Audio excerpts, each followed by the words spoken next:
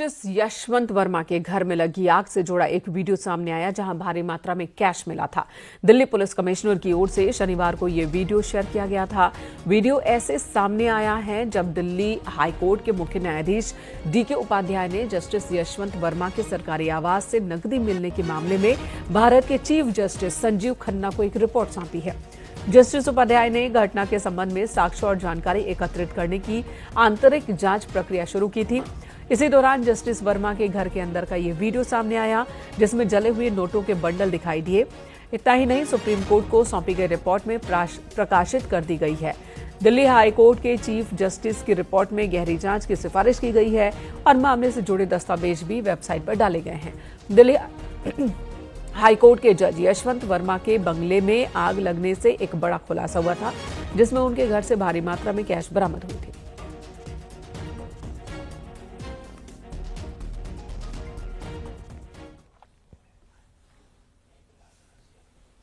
इस मामले से जुड़ी एक और बड़ी खबर, दिल्ली हाईकोर्ट के जज यशवंत वर्मा पर लगे आरोपों की जांच के लिए सीजीआई ने 3 जजों की एक समिति बनाई है जिसमें पंजाब हरियाणा उच्च न्यायालय के मुख्य न्यायाधीश, जस्टिस हिमाचल प्रदेश उच्च न्यायालय के मुख्य न्यायाधीश और कर्नाटक हाईकोर्ट के न्यायाधीश शामिल हैं।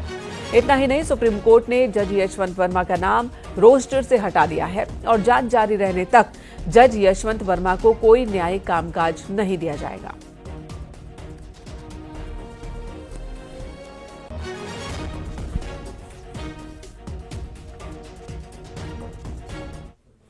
वहीं इस मामले में जस्टिस यशवंत वर्मा का भी बयान सामने आया। उन्होंने खुद पर लगे आरोपों को खारिज किया है और इसे अपने खिलाफ साजिश बताया। उन्होंने कहा कि कथित रूप से बरामद कैश से उनका कोई लेना देना नहीं है और ये उनके खिलाफ रची गई साजिश है। जस्टिस यशवंत वर्मा के इन दलीलों को दिल्ली हाईकोर्ट के चीफ जस्टिस डीके उपाध्याय ने खारिज किया और आग की घटना के अगले दिन मलबा हटाए जाने को चिंताजनक बताया। सुप्रीम कोर्ट और दिल्ली हाईकोर्ट के चीफ जस्टिस ने जस्टिस यशवंत वर्मा से सवाल पूछा कि 15 मार्च की सुबह पैसा किसने हटाया। इस पूरे मामले को लेकर न्यायपालिका और जांच एजेंसियों की नजरें टिकी हुई हैं।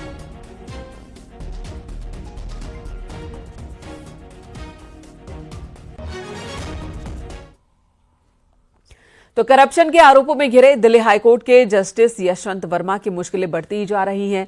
इलाहाबाद हाईकोर्ट बार एसोसिएशन ने जहां पहले ही उनके इलाहाबाद हाईकोर्ट में तबादले का पुरजोर विरोध किया है, वहीं अब Allahabad high court bar association justice Yashwant Verma के खिलाफ महाभियोग प्रस्ताव लाने और उन पर लगे आरोपों की जांच सीबीआई या फिर ईडी से कराए जाने की मांग की तैयारी में है।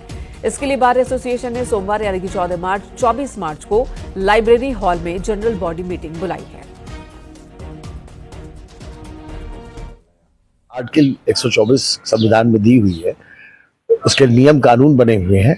मोटा मोटा ये है कि प्रूव्ड मिसकंडक्ट के बेसिस पर एक प्रपोजल आता है, लोकसभा में उस पर एड्रेस होता है, supported by at least 50% of the total members and 3/4 of the present and voting. Thereafter ये एड्रेस होने के बाद ये वहां से पास होकर फिर जाता है प्रेसिडेंट के पास, प्रेसिडेंट उसे रिमूवल का ऑर्डर पास करता है। सर, आप तो सीनियर एडवोकेट हैं, कानून को बारीकी से समझते हैं। जो ये ताजा मामला जस्टिस यशवंत वर्मा का है, क्या इसमें अभी तक मिसकंडक्ट प्रूव हुआ है? क्योंकि अभी ये इन्वेस्टिगेशन जो है इन प्रोसेस है। नहीं, प्रूव नहीं हुआ है, प्रूव नहीं हुआ। तो ऐसे में क्या महाभियोग इनके खिलाफ लाया जा सकता है? प्रूव होने के बाद लाना ही उचित होता है, लेकिन पब्लिक जो फेथ गिरा है, इसके लिए हमारी डिमांड ये है कि first this matter should be given to CBI या ईडी जो इसको इन्वेस्टिगेट करे, and on that material if it is proved then महाभियोग होना चाहिए। महाभियोग होना चाहिए। तो मंडे को जो आपकी बैठक होगी उसमें सीबीआई जांच की बात हम कर रहे हैं। सीबीआई जांच की बात करें, महाभियोग की भी मांग करेंगे। बिल्कुल, दोनों कनेक्टेड है आपस में।